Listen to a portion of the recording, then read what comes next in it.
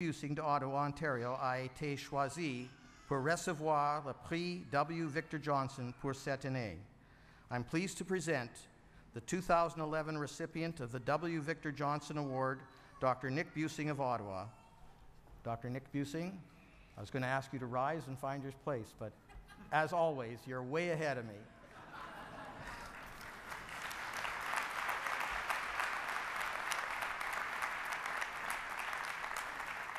Ce prix honore la mémoire du Dr. W. Victor Johnson, premier directeur général du Collège des médecins de famille du Canada de 1954 à 1965. Dr. Busing received certification in our college in 1974 and was awarded fellowship in 1984. He has served on many college committees, including the chair of our section of teachers, and was president of the Ontario College of Family Physicians in 1986-87, and president of our National College in 1997-98. A graduate of Queen's University Medical School, he began his family practice in Aylmer, Quebec, then settled in Ottawa, where he provided obstetrical care, emergency services, and outreach to marginalized communities, and still he continues a small practice today.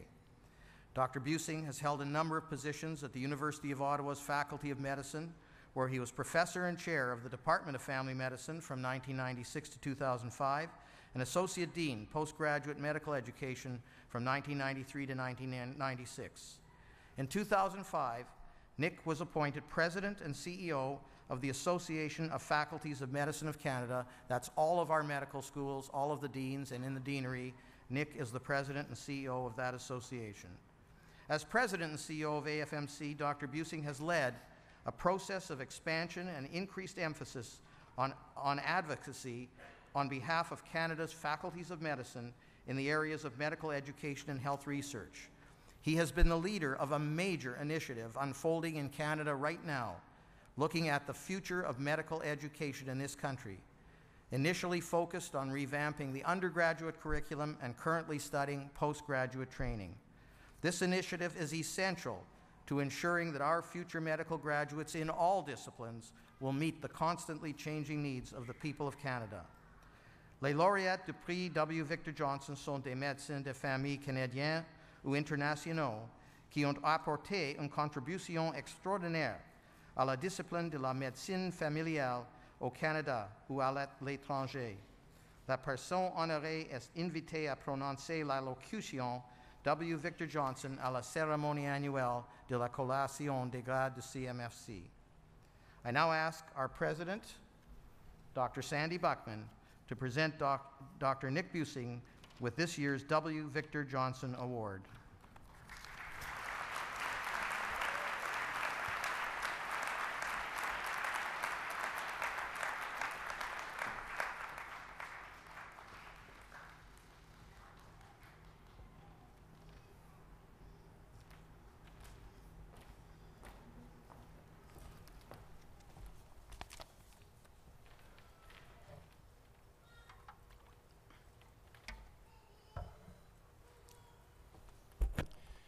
Good evening, everyone, and in particular, new certificates of our college. What a privilege it is for me to stand before you as a Victor Johnson Award winner in the College of Family Physicians of Canada. Le Dr Johnson, dont ce prix porte le nom, a reçu son diplôme de docteur en médecine avant la crise, soit en 1923. Il a pratiqué pendant plusieurs années dans une petite communauté ontarienne où il a beaucoup appris de ses patients et de la communauté. Comme certains d'entre vous le savent, il est devenu le premier directeur exécutif du Collège des médecins de famille du Canada et est sans aucun doute l'un des pères de la médecine familiale au Canada. Let me quote from Dr. Johnson's memoirs. He stated, "I became convinced that the medical profession would be saved not by its organizations, but by the sum total of the common sense and humanity of its individual practicing members. General practitioners are the doctors closest to the people. They heal more of the broken-hearted, repair more of the injured and deprived, and live with the poor and dying who are without influence and hope. This quote from Dr. Johnson, written so many years ago, still resonates with me today, and I hope will resonate with you as you embark upon your careers in family medicine. I thought that tonight I would focus on several themes which have been very important to me as a family physician, which I believe are important to the discipline of family medicine.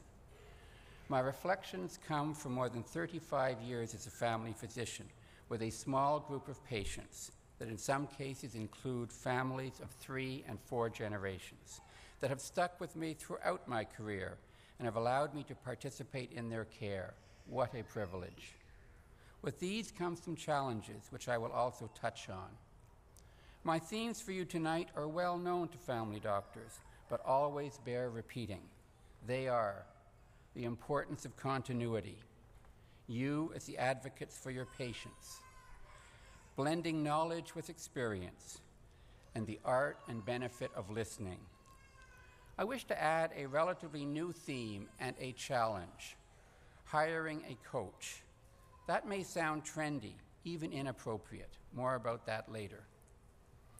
Recently, when a friend was congratulating me on having received this award, he quickly went on to tell me a short story that I believe he felt epitomized how much he respected his own family physician and what a family doctor meant to him.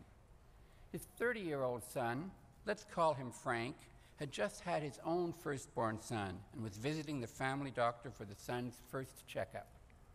This was the same family doctor who had delivered Frank 30 years ago.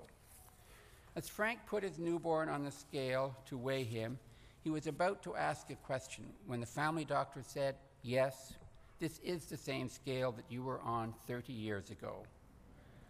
I believe my friend thought that this was and is the essence of family medicine, continuity of care. I know today that many of you will be challenged with other opportunities, such as focused practices, dividing your time between the hospital, emergency department, and the office, perhaps with doing locums for a number of years, with group practices. What I want you to think about, and I hope you have encountered in your training, are the wonderful benefits of continuity of care, not only for your patients most importantly, but also for yourself. There is no greater satisfaction than following a family over time, participating in their lives, and trying to make a difference. J'ai principalement pratiqué en milieu urbain. Bien qu'à mes débuts, j'ai pris toutes les semaines la route qui remontait la rivière d'Outaouais pour me rendre dans une petite clinique. Mes patients m'ont suivi dans 4 lieux d'exercice différents. Et je me demande souvent pourquoi ils ont choisi de me garder comme médecin, car outre mes fonctions de médecin de famille praticien, j'ai un horaire excessivement chargé au sein du secteur de la médecine universitaire. Leur décision s'explique peut-être par la pénurie des médecins. Qui sait? Ils ont peut-être d'autres raisons. C'est de moins ce que j'espère. I think that one thing we try to bring to our patients is our support as their advocates, to be the person who can help them navigate an increasingly complex system, to be the person who can link all of the specialist consultations, to be the person who can translate for them in layperson's terms, good news and bad news, to be the person who can connect them with other non-medical resources in our communities. I have tried, often not very successfully, to not underestimate my role as advocate for my patients. I believe this role is increasing in importance today, as there is tighter yet critical need for access to technology, a greater demand on our resources, and a plethora of specialists we can refer to. You should be the bridges for your patients. Don't let the system overwhelm you. Don't let the system discourage you. Don't give up on the system. And more importantly, don't give up on your patients when they are in need. What may not always be a priority for us, filling in forms for insurance or welfare, or staying late in the office for a troubled patient as examples, can be critical to our patients, and we need to be there as their advocates. Je sais que vous avez tous reçu une excellente formation. que vous êtes au fait des dernières tendances en matière de technologie et d'intervention, et que vous êtes désireux de poser un diagnostic critique. Je suis persuadé que vous y parviendrez tous. Cependant, toutes ces compétences ne sont peut-être pas suffisantes. L'expérience nous permet d'accueillir une certaine sagesse que je vous souhaite à tous de connaître durant votre carrière.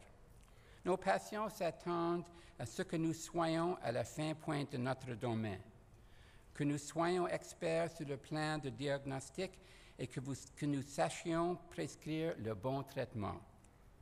Nous devons également leur fournir notre appui, les épauler et les conseiller objectivement pour les aider à cheminer tout au long de leur existence. Nos conseils peuvent ne sembler ni révolutionnaires ni particulièrement utiles, mais je ne veux pas que vous sous-estimiez la valeur qu'il peut avoir pour vos patients.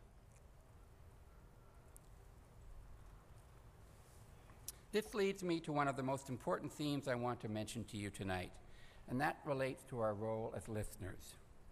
When I asked several friends for stories about their family physicians, one of the common themes they all mentioned was the ability of their own family physician to be a listener and a supporter.